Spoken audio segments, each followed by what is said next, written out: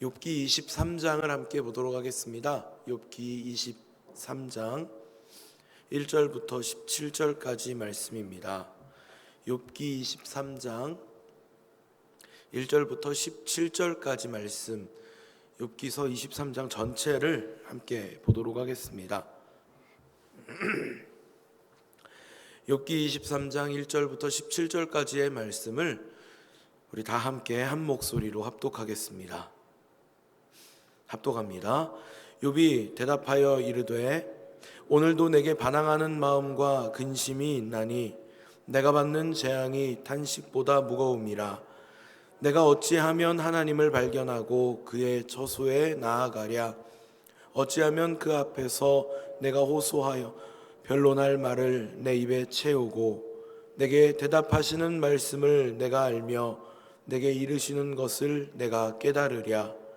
그가 큰 권능을 가지시고 나와 더불어 다투시겠느냐? 아니로다. 도리어 내 말을 들으시리라.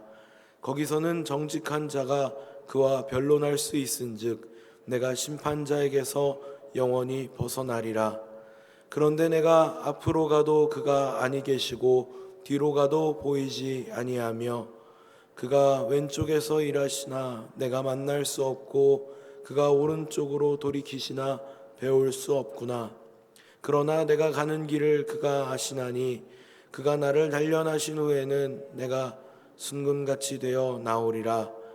내 발이 그의 걸음을 바로 따랐으며 내가 그의 길을 지켜 치우치지 아니하였고 내가 그의 입술의 명령을 어기지 아니하고 정한 음식보다 그의 입의 말씀을 귀히 여겼도다. 그는 뜻이 일정하시니 누가 능히 돌이키랴. 그의 마음에 하고자 하시는 것이라면 그것을 행하시나니 그런즉 내게 작정하신 것을 이루실 것이라.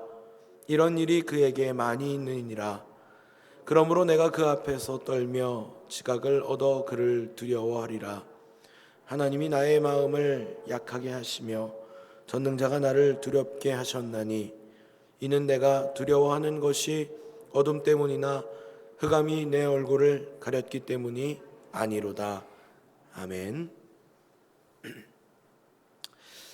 오늘은 하나님은 작정하신 것을 이루십니다 라는 제목으로 본문의 말씀을 함께 나누고자 합니다. 신앙인의 삶을 떠올리면 우리는 늘 충만한 어떤 상태를 그리곤 합니다. 얼굴엔 잔잔한 미소를 띄우고 우리의 입에서 늘 할렐루야와 아멘이 떠나지 않는 그런 모습일 것이고요.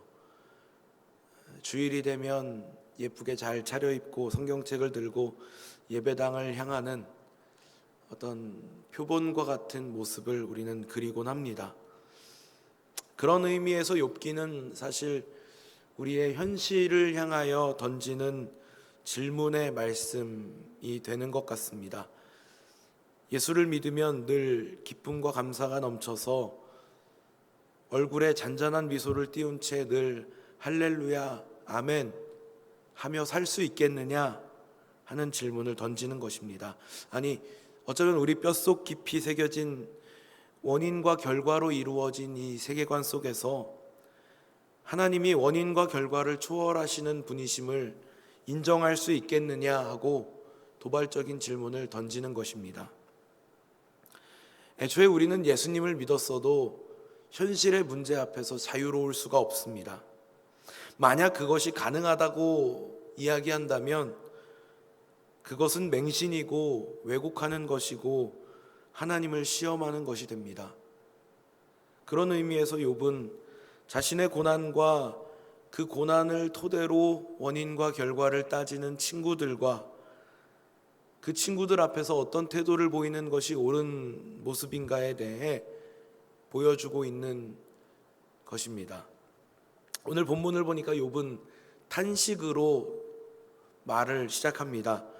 그러나 그의 탄식이 결코 우리가 생각하는 대로 그가 겪고 있는 고난에 대한 또 친구들로부터 오고 있는 조롱과 참소에 대한 그런 탄식은 아닙니다. 우리 수준에서는 예수를 믿는데 삶이 어렵고 힘든 일이 찾아오면 제일 먼저 드는 생각이 내가 뭘 잘못했는데 이지 않을까 하는 생각을 해봅니다. 힘든 상황을 만났을 때 신앙을 점검하는 것이 틀렸다는 말씀을 드리는 것은 아닙니다. 우리가 기도할 때 하나님 살아계시면 이 정도 문제는 해결해 주셔야 하는 것 아닙니까? 라는 기도를 하신다면 그것은 곤란하지 않을까 하는 생각을 하게 됩니다. 그렇지만 간구하는 기도가 틀렸다고 말씀드리는 것도 아닙니다. 제가 이렇게 말씀을 드리면 도대체 어쩌라는 것이냐 이렇게 생각하실 수 있을 것입니다. 그러니까 우리의 신앙 생활은 이 두 가지 문제가 늘 공존하고 있음을 기억해야 한다는 것입니다. 하나님의 작정하심과 섭리하심이 우리가 살고 있는 이 원인과 결과로 이루어진 세계관보다 훨씬 크고 깊다라는 말씀을 드리려고 하는 것입니다. 친구들이 계속해서 질문을 하고 있습니다. 이것은 일종의 참소가 되는 것이고, 그리고 욥을 향한 도발의 말이기도 합니다. 엘리바스가 계속해서 너에게 잘못한 게 없다면 왜 그런 일이 일어나겠느냐? 하나님이 이유 없이 그렇게 하시는 분이시겠느냐? 라고 계속해서 묻고 있습니다. 이 이야기가 지금 반복되다 보니까 이제는 이쯤 오면 이것은 거의 억지를 부리는 것에 가까워집니다. 어쨌든 욥기는 결론으로 가면 하나님께서 욥이 옳았고 친구들은 틀렸다라고 선언하십니다. 그렇지만 그런 욥조차도 하나님을 대면하였을 때 말 한마디를 제대로 하지 못합니다. 하나님의 말씀을 듣는 동안 욥도 계속 침묵할 수밖에 없습니다. 하나님은 욥을 향하여서 너는 아느냐? 너는 알아야 한다 하고 말씀하시는데요. 이것이 욥기의 중요한 주제가 됩니다. 무엇을 알아야 할까요? 하나님을 인격적으로 알아야 한다는 말씀입니다. 창조주 되시는 우리의 하나님, 그분께서 우리를 구원하시는 구원자가 되심을 우리가 알아야 한다라는 것입니다. 그것을 인정해야 한다는 것입니다.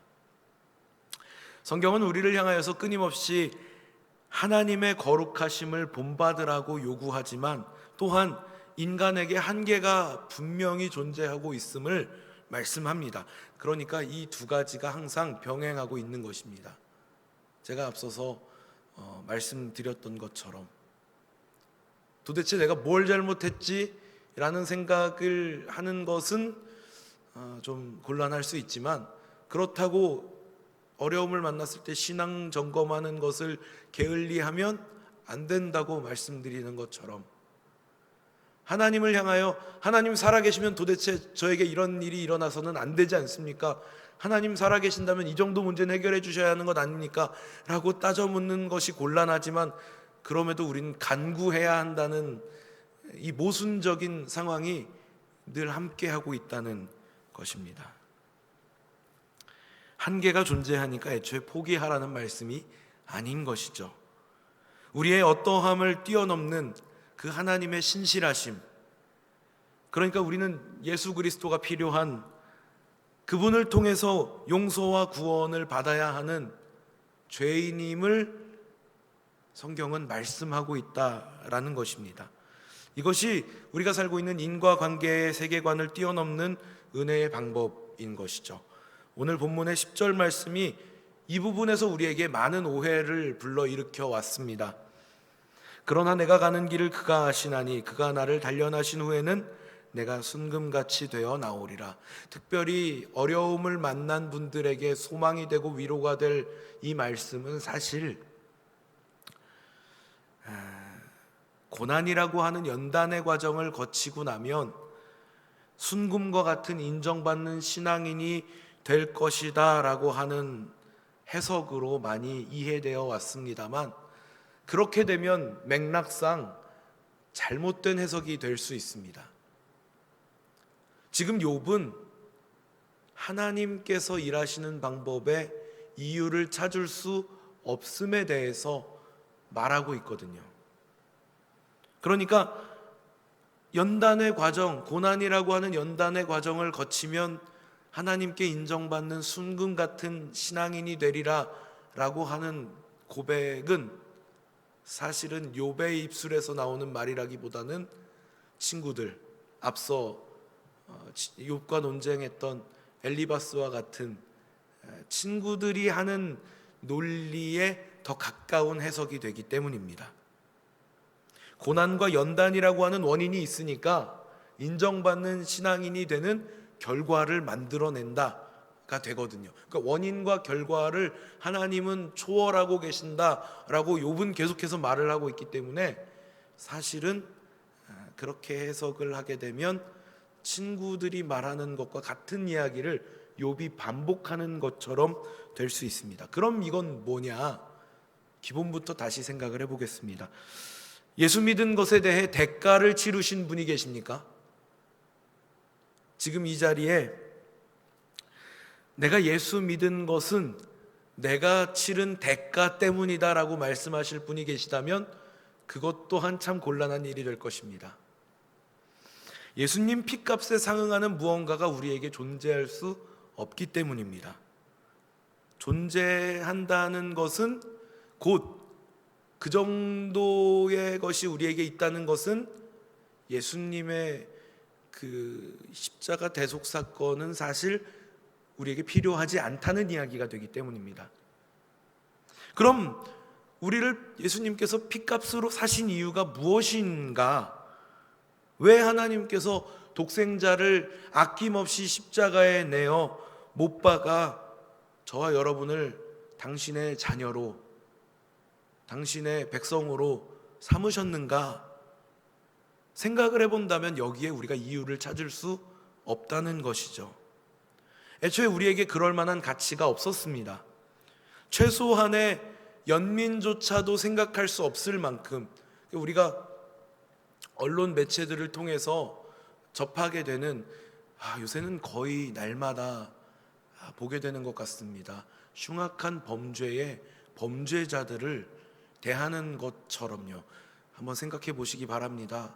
인간으로서 차마 행할 수 없을 만큼 사악하고 상상조차 할 수 없는 그런 악한 범죄를 저지른 범죄자의 그 뉴스를 접하는 우리가 그들을 불쌍한 마음으로 바라볼 수 있을까요? 어떠한 맥락도 존재할 수가 없는 것이죠. 그냥 그 사악한 범죄자가 그에 상응하는, 아니 그보다 훨씬 강하게 처벌받기를 원하는 것이 우리의 마음일 것입니다. 거울을 대놓고 우리 스스로를 비춰본다면 하나님 말씀 앞에서 우리는 사실 그와 같은 용서받을 수 없는 참혹하고 비참한 죄인임에 우리는 인정할 수밖에 없을 것입니다. 그러니 하나님께서 일하시는 방법에는 사실 이유가 없는 것이죠. 꼭 굳이 이유를 따지려 한다면 그분의 거룩하신 이름, 출애굽기에서 모세가 당신은 누구시길래? 라고 물었을 때 나는 스스로 있는 자다, 조금 더 정확하게는 나는 나다 라고 말씀하셨던 그 하나님, 우리의 창조주가 되시고 우리를 구원하실 하나님, 이 외에 무슨 이유가 존재하겠습니까? 아무 이유도 있을 수가 없는 것이죠. 다시 질문을 드려보겠습니다. 이 자리에 계신 분들 중에 예수님께서 십자가를 지실 때 예수님 당신이 저희를 위하여 십자가를 지신다면 제가 평생 당신을 믿고 따르겠습니다, 이런 약속하신 분 계십니까? 애초에 저희는 예수님이 십자가를 지시던 그때에 존재조차 하지 않았는데, 이것은 사실 신약의 우리들도 또 구약의 이스라엘 백성들도 누구에게도 일어날 수 없는 일이었습니다. 성경을 보면 딱 한 사람, 예수님과 함께 십자가에 달렸던 그 한편의 강도만이 당신이 당신의 나라가 임하는 때에 나를 기억하여 주시옵소서 하고 구했을 뿐이죠.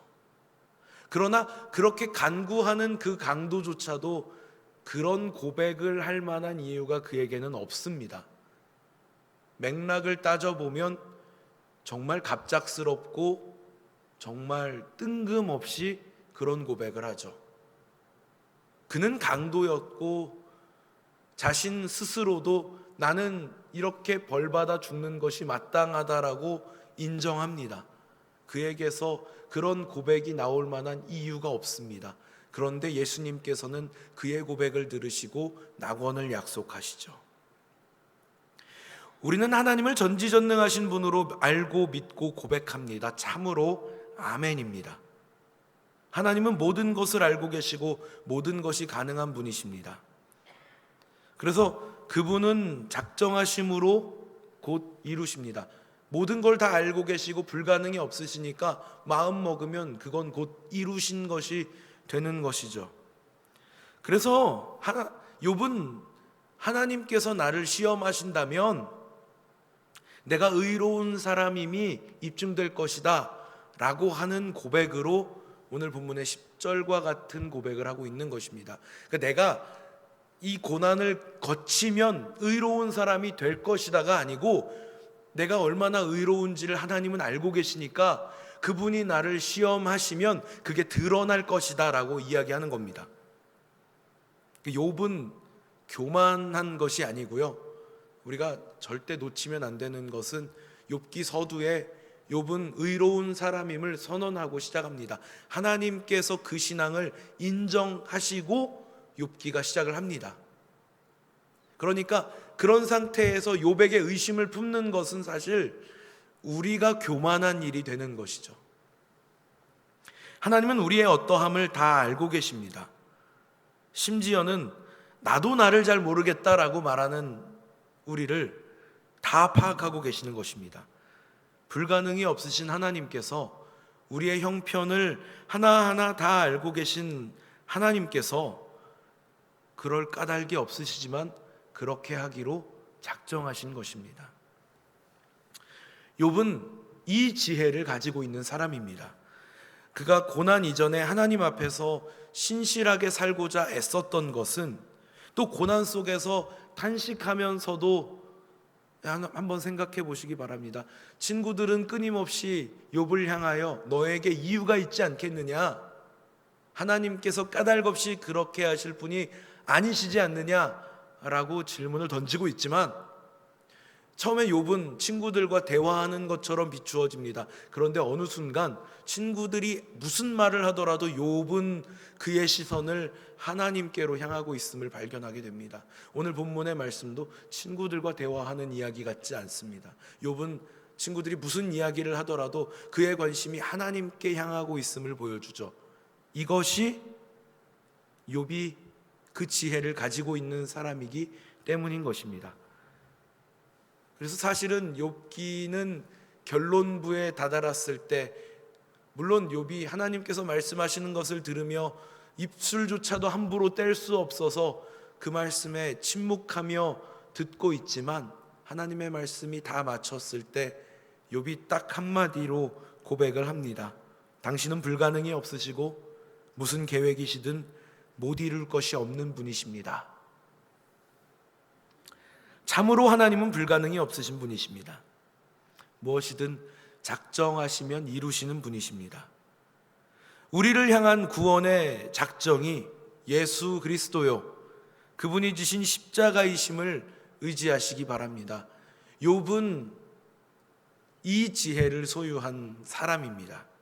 이것이 원인과 결과로 이루어진 세계관을 뛰어넘는 무한한 은혜의 세계, 그것이 하나님의 작정하심이요 그 작정이 이루어지는 은혜와 섭리의 방식이심을 마음 깊이 깨닫고 그 뜻에 순종하시고 고백하셔서 어떠한 어려움 가운데에서도 믿음의 눈으로 하나님을 바라보시며 우리가 탄식하며 눈물을 흘릴지언정 포기하지 않는 우리 성도님들 다 되시기를 축복합니다.